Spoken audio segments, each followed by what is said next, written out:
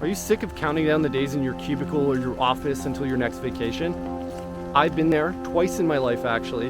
I'm here to reassure you there is a way out. I'm back home, wrapping up a visit with my family here and about to board a plane tomorrow to kickstart a worldly journey. So I thought, what better time to cover this topic? Here are 6 escape pathways you can use to quit your job and travel the world full time.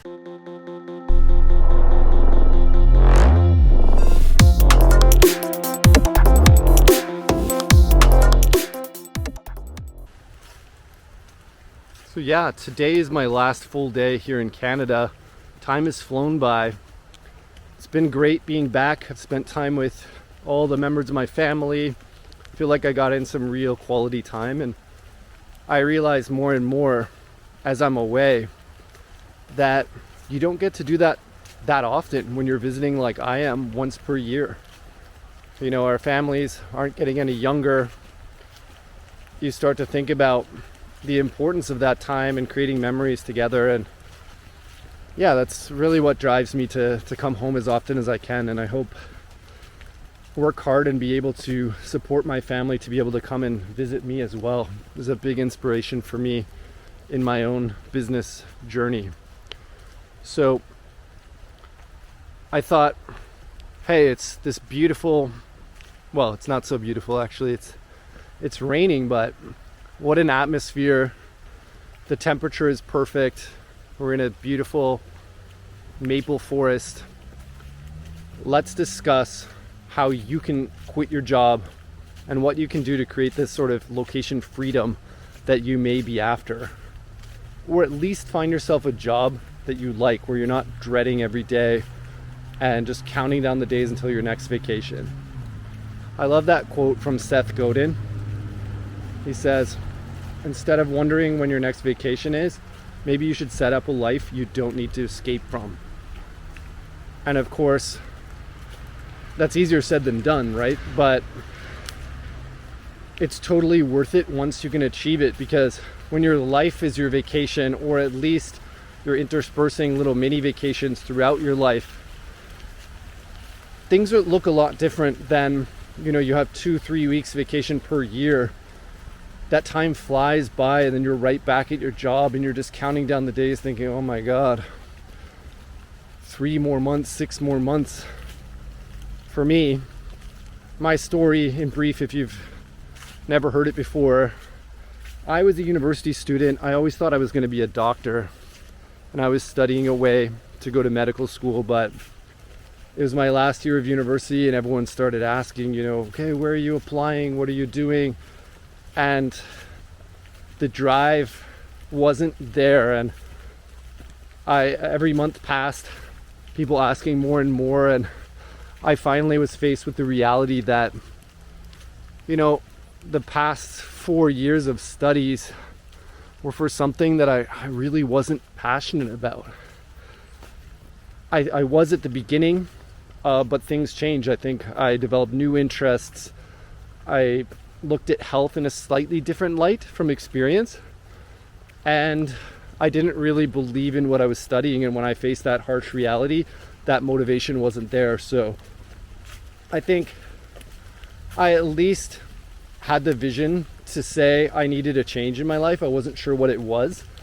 I started doing some searching online, and I found a way to go and teach English overseas, because as a student I had no money. Right? Like literally in debt, $0 to my name, negative dollars to my name. And the company, you signed a 1-year contract, would pay for your flight.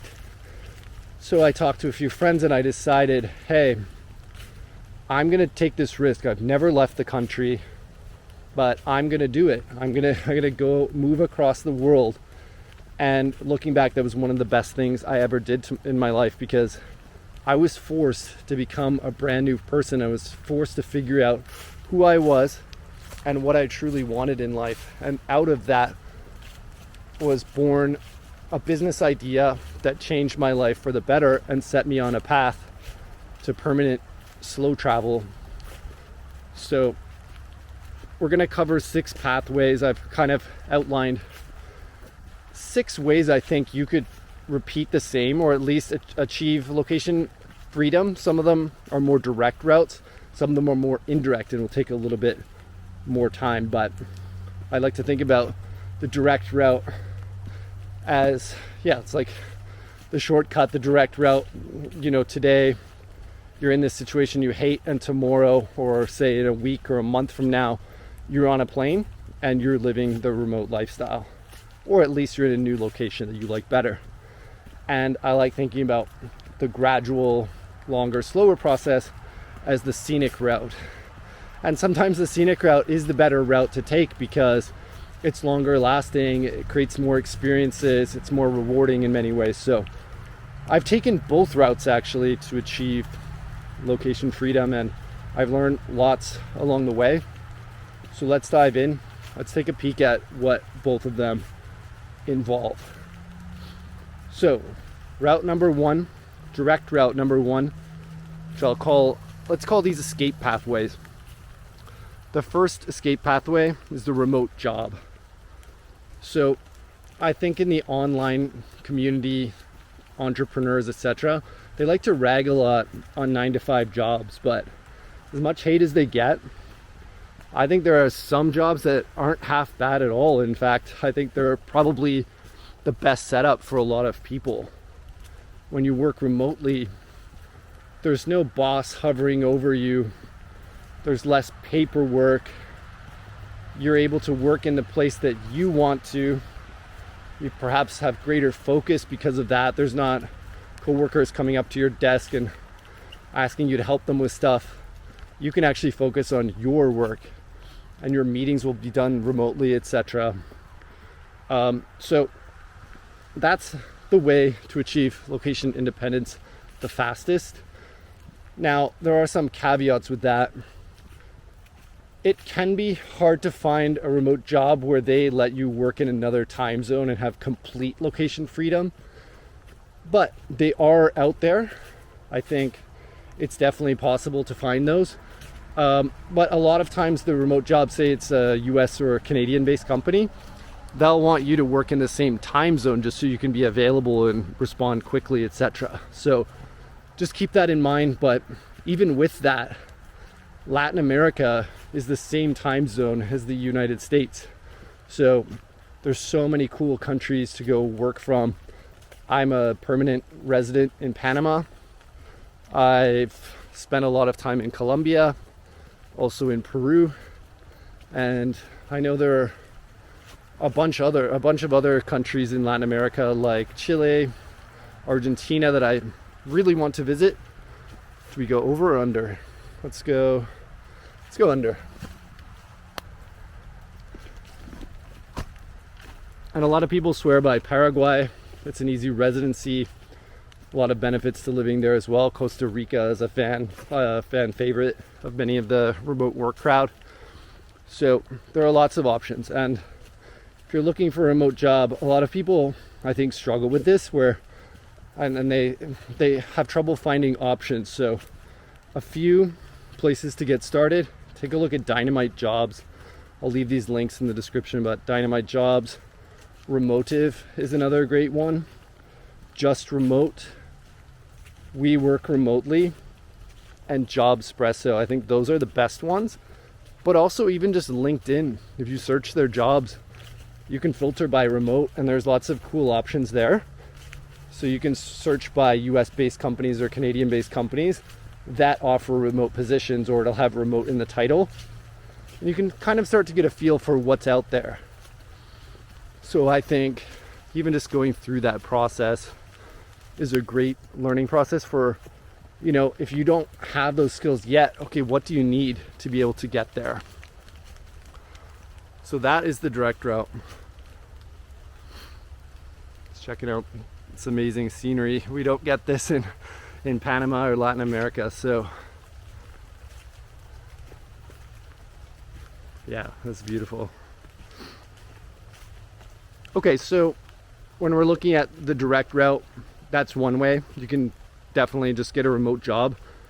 You're on a plane and hey, you're away to the races.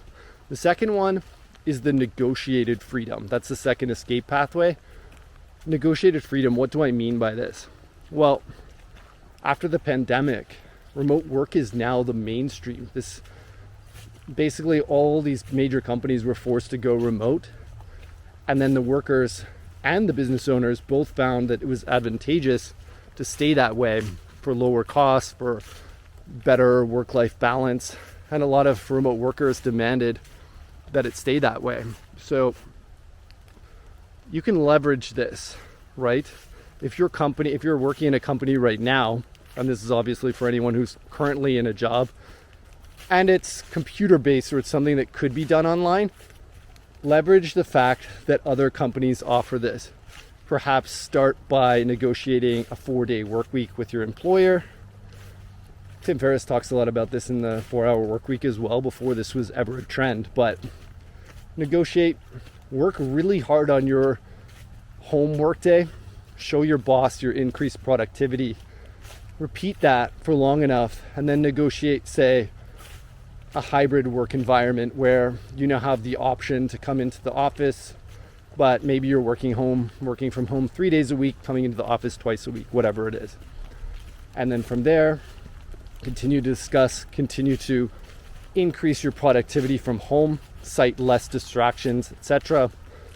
Repeat the process and negotiate your full-time freedom or a sabbatical. And it's always easier to negotiate a trial period than it is to negotiate full-time. So if you say, hey, let's try this out for a month, see how it goes, well, now you've just bought yourself 1 month. And if you can show how you were more productive during that 1 month, I don't see why your employer wouldn't go for it. Trying to choose which path to take.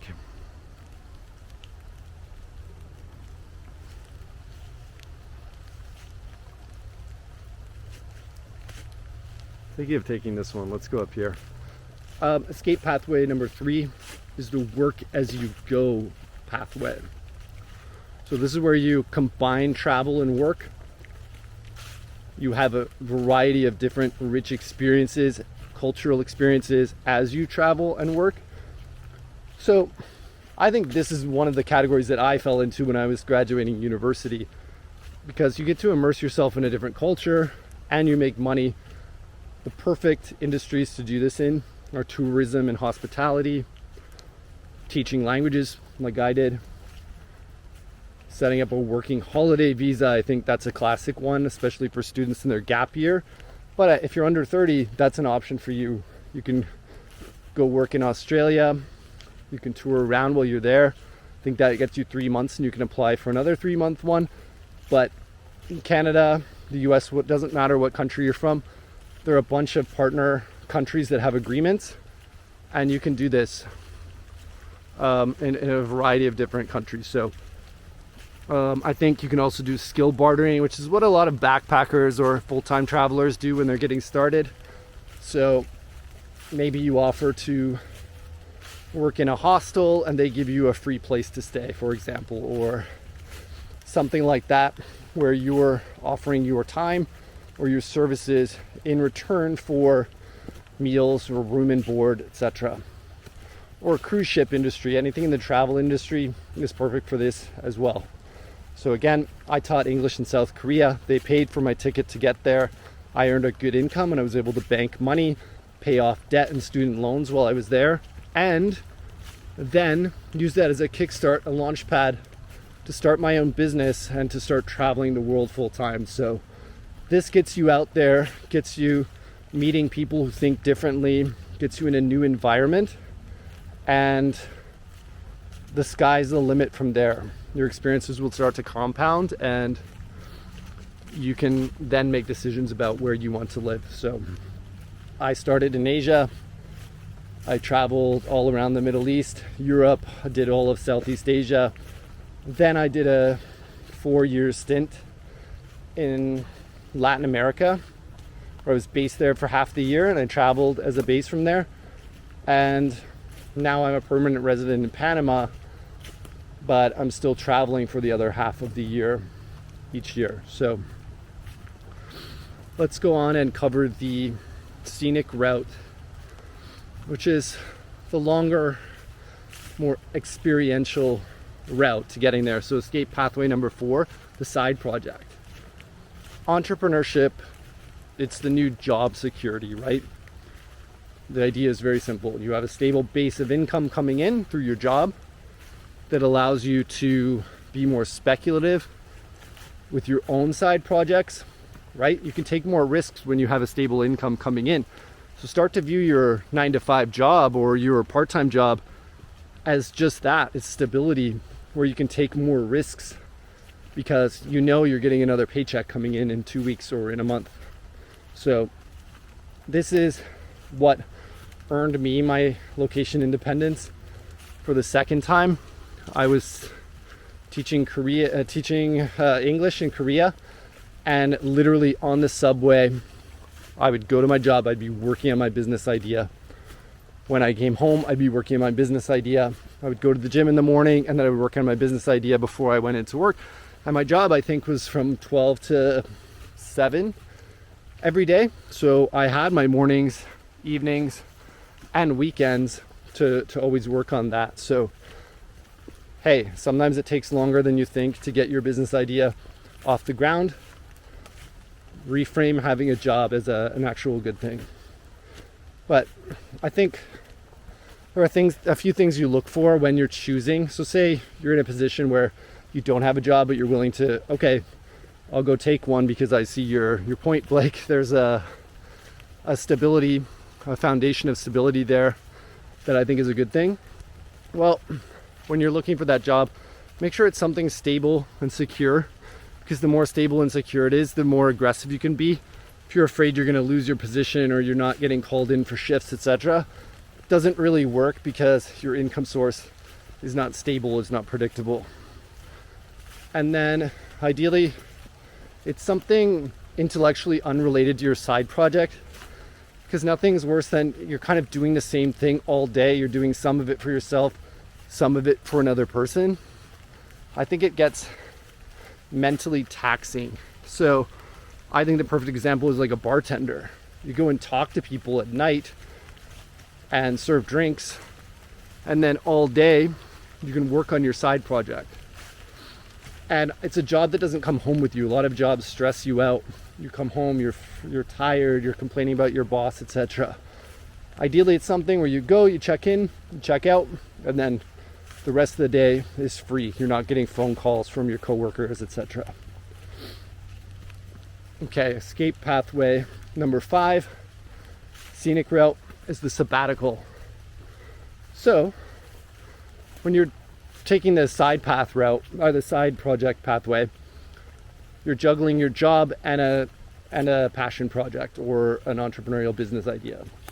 It's sabbatical, it's very similar, but it's sequential. So you alternate phases. You work for a period of time, you bank money, and then you buy yourself freedom with that money you've banked to go then work on your side project. So for example, maybe you can save up $15,000 working during the summer, and a plane ticket to Thailand costs $1,000.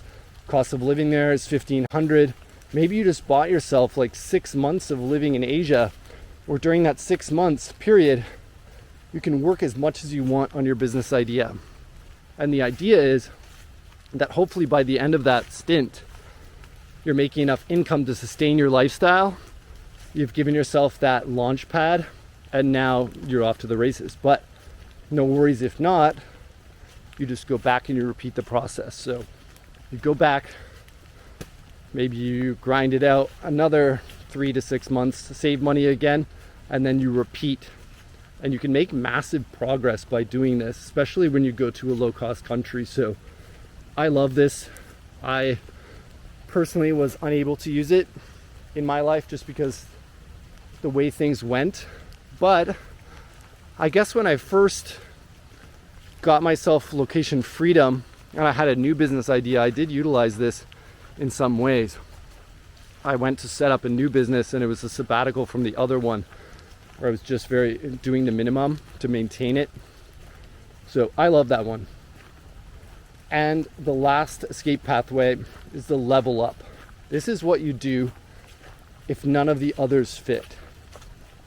Maybe you're for some reason you're not able to get a remote job because you're lacking skills, or you can't do the side hustle because you feel you lack the skills to start an online business, or you just have no know-how whatsoever.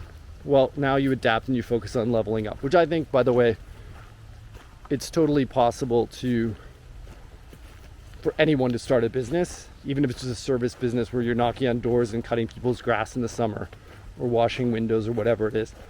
It can be as simple as you want it to be, but in many cases it will require you to level up depending on what you're looking to do. So I think you can learn a lot of these skills very quickly. You can study courses, YouTube videos, lots of free materials online. Your job here is just to read, study, learn, try, become obsessed with learning as quickly as you can and just testing stuff out. And if you can, a great idea is to find somebody that you look up to and offer to go apprentice for them. So someone you consider possible mentor, you volunteer your time in order to level up and learn the inside workings of a business as quickly as you can. A lot of people get stuck in this phase. I think they become obsessed and they start thinking they need to obtain all the knowledge in the world before they get started. That's an error. It's all about trial and error. You try stuff, you iterate, and you go. So if you're looking to choose a skill, I think you can't go wrong if you choose SEO, pay-per-click, advertising, copywriting, website building, marketing, whether that be email marketing, social media, lead gen, etc. Or maybe you're really good at a platform. Maybe you're really good at React, you're a developer, or Shopify, WordPress, Webflow, or you become good at one of those things. I think those are all great skills to learn. And at the end of the day, it really doesn't matter which of these escape routes you choose. All of them lead to the same place, and whether it takes you 1 week or 1 year or 3 years to get there, that's fine. The journey is all part of the fun, and they all lead to the same destination. So no matter what, if you take the scenic route, you're gonna get all of these amazing experiences, memories, you're gonna conquer all these challenges, and you're going to become a better person for it. So just pick a pathway, start walking, start trying, start doing. And yeah, I'd be curious to hear which escape pathway resonates with you, or if you've already achieved location freedom, which one bought you your freedom.